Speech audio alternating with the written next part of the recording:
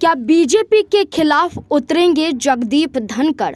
उपराष्ट्रपति पद से इस्तीफा देने के बाद क्या अब जगदीप धनखड़ बीजेपी का सहयोग पाना बंद कर देंगे?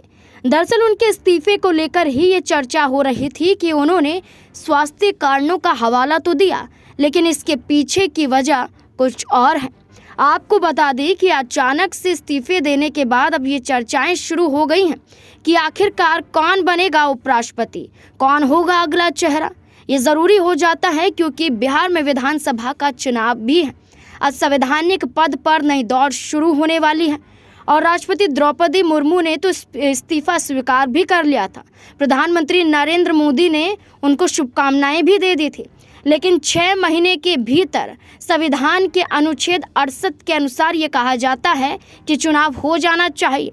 सितंबर 2025 तक ये अनिवार्य है कि चुनाव हो जाएगा और उपराष्ट्रपति का भी चेहरा तय हो जाएगा। ऐसे में आपको बता दें कि भारतीय जनता पार्टी के जरिए कुछ नामों पर चर्चा हो रही है। बीजेपी की आंतरिक राजनीति में जेपी नड्डा, निर्मला सीतारमण, नितिन गडकरी, मनोज सिन्हा और वसुंधरा राजे जैसे नामों की चर्चाएं हो रही हैं। लेकिन क्या जगदीप धनखड़ इनसे खुश होंगे? क्योंकि बीते ही दिनों एक बड़ी खबर सामने आई थी कि जब बीएससी की मीटिंग हो रही थी तो किरण रिजिजू और जेपी नड्डा, ये भारतीय जनता पार्टी के दिग्गज चेहरे, उनकी मीटिंग में शामिल नहीं थे।